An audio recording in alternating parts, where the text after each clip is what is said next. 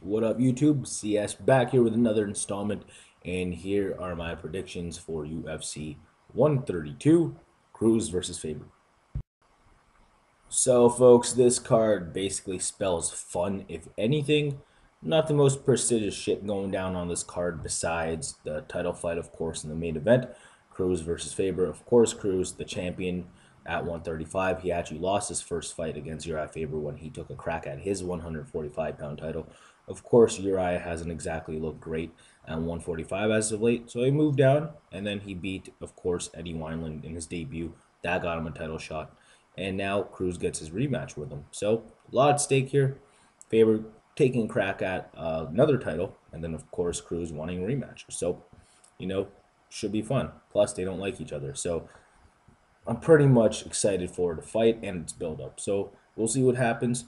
But let's get to the first fight of the main card first, and that is between lightweights Matt Wiman and Dennis Siver. All right, guys, Dennis Siver, Matt Wiman, dope fight here. I think this thing stays standing. Of course, Dan Seaver has the advantage. And if it hits the ground somehow, most likely Matt Wyman's on top and doing damage working for a TKO or a sub. I think each have an equal chance of happening. I think this fight is kind of a toss-up, but I'm going to go with Dennis Seaver here. No, sorry, Matt Wyman here. I think Dennis Seaver is not going to react well to a well-rounded wrestler. And Matt Wyman, he actually knows how to get to the ground, unlike George Sotiropoulos. Dennis Seaver is going to have to deal with someone who actually knows how to set up their takedown, like Matt Wiman. Matt Wiman has decent stand-up skills, and of course he doesn't want to stand with Dennis Siver, but he's going to use his stand-up skills to set up a takedown. And I think that Dennis Siver is going to look wary on the feet because he knows that Matt Wiman's going to try to set up a takedown. So he's not going to be as aggressive as he was against Sotiropoulos, because no matter how George Sotiropoulos tries to set up a takedown, he's not the wrestler that Matt Wiman is. And I just think Dennis Seaver is going to look wary against Matt Wyman, and I think that's why Matt Wyman's going to have success in taking him down. And from when he gets taken down, I don't think Dennis Seaver is going to have an answer. I know Dennis Seaver probably has the ability to get back up on his feet, but Matt Wyman has a pretty good top control game, and I think he utilizes it very well, working for TKO, working for subs, while maintaining his position. So I think he does that over the course of 3 rounds. I don't see Dennis Seaver getting finished because I don't see him getting mounted. I don't see him getting caught in a stupid submission attempt. I think we're going to see a lot of Matt Wyman just pounding on top of Dennis Seaver in his guard for 3 rounds. So that's my pick, Matt Wyman, unanimous D. Alrighty, folks. Now taking a look at the next bout, it's in welterweight. It's another extreme stylistic matchup.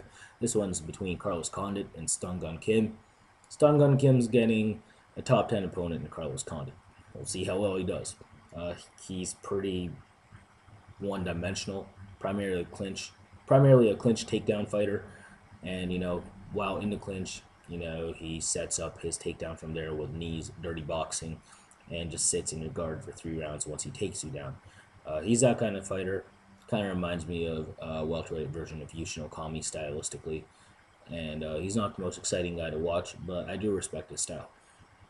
Carlos Condit, I think, should be ready for it. He's too savvy of a fighter to get caught in that type of game. And I think the guys at Jackson's will prep well for Carlos Condit against someone like Stun Gun Kim. His holes are evident. I think Carlos Condit exploits him.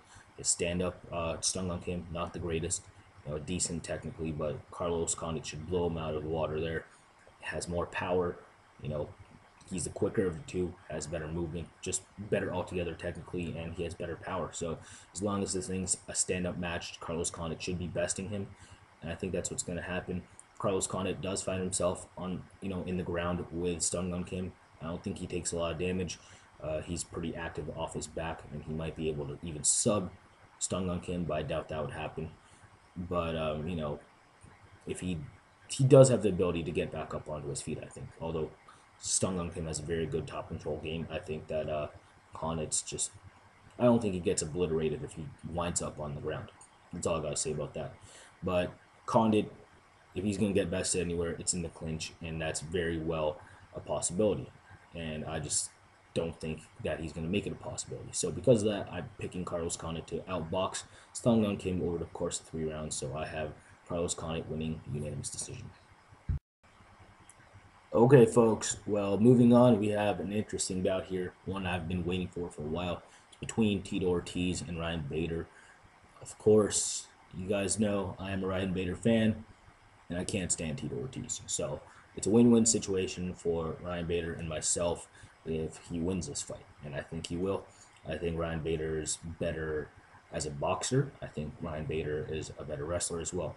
You might argue that Tito Ortiz has the better technical boxing, which means bullshit if you can't knock the other guy out or control the fight with it. And I think Ryan Bader is going to control the fight by moving forward, pursuing Tito Ortiz with his, I would assume, improved boxing skills himself.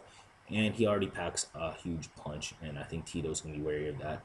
And I think that's going to dictate the pace of the fight, however long it lasts. Tito is a very good submission grappler. It's something I wish he implemented more into his game, but he hasn't ever. I wish it was one of his primary weapons, but it's not. And I think if it was, I think he'd be a lot more successful. But, he's not. Tito is not the wrestler he once was.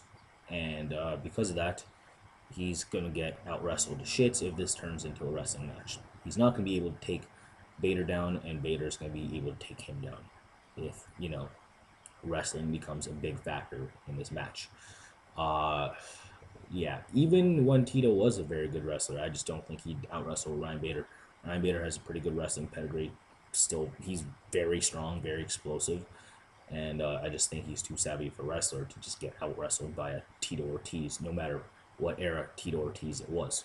I just think Tito gets bodied here easy. I think that Ryan Bader should win every round, if not finish.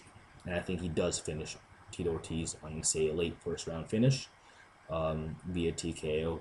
I think they're going to be feeling each other out a lot with the boxing. I think Ryan Bader's going to be willing to fight up until that point, landing more, coming forward, and eventually I think he drops Tito Ortiz and retires him. So that's my pick. Ryan Bader via first round TKO punches. I'm kind of sad that I'm making this video because I'm pretty sure Tito backs out of this fight somehow, and I have to be making a new video in the near future. Great. Okay, folks, moving on. Co-main event, Vanderlei Silva, Chris Leben in middleweight. Pretty sick fight here. Should be fireworks, whether it goes the distance or not. So, who do I like here? Well, let's take a look at each fighter. Of course, on one side, you got Chris Leben, heavy hands. Doesn't exactly pack a lot of hand speed, but when he does connect your face, you usually go down. Of course, he has some other skills, pretty good in the clinch, pretty good BJJ as well. But for the most part, he likes to stick it out there and brawl. And it's very easy to hit him, but for some reason, it's very easy for him to hit you as well. Unless you're Brian Stan and you stick and move the way he did. And of course, Brian Stan's heavy hands um, put Chris Leben away. I just think that Vanderlei Silva, with his experience, with his skill set, if Brian Stan can knock out Chris Leben, I think Vanderlei Silva's going to have the technical striking skills to do so as well. And the way Vanderlei Silva looked in his Bisping fight, although, a long time ago, if he shows up looking like that in that shape and comes in fighting like the way Brian Stan did, which I think he has the ability to do, I think he beats Chris Leben. Chris Leben hasn't exactly improved in his stand-up skills since ever. He's been pretty much the same stand-up fighter. He's been adding other stuff to his game, but as far as his stand-up skills are concerned, he's still, not the most technical dude, kind of sloppy, yet hit hard. And he's always been the same guy at that. And I think Vanderlei Silva, as much of a zombie he is right now, I think he should be able to do the deal here, and I think that he does. And I think he stops Chris Leben late in the first round via TKO. I think his power rivals Chris Leben's, and I think he's going to be able to find a home for Chris Leben's for his hand on Chris Leben's jaw. I just think it's going to happen, and I think he beats him kind of like the way Brian Stan did and just outbox the dude. So that's who I got, Vanderlei Silva via punches first round. All right, y'all. Now moving on, we have a sick main event. Dominic Cruz, Uriah Faber 2, of course. Uriah Faber took the first one. Of course, he was in his prime, more explosive. No broken hands. Uriah Faber beat Dominic Cruz with that nasty guillotine. Of course, Dominic Cruz was on the rise at the time. decided to make the drop to 135, and now he's been just destroying people here. So Dominic Cruz, he's looked good. What can I say? He really is the dominator. He pretty much tooled Scott Jorgensen and just shook off every Jorgensen takedown attempt and just outboxed him over the course of 5 rounds. He has the ability to do that against Uriah Faber. He has a better stand-up skills, better technically everywhere on the feet. He has the reach. He should just, beat Uriah Faber bad on the feet as long as it's standing. And I just don't think Uriah Faber surmounts a lot of offense on the feet if it is. I don't see how he gets within the reach. Cruz is definitely going to be on his jab game, and he's going to put combinations together as well, moving forward at times and just stifling anything Uriah Faber tries to throw at him, punch-wise.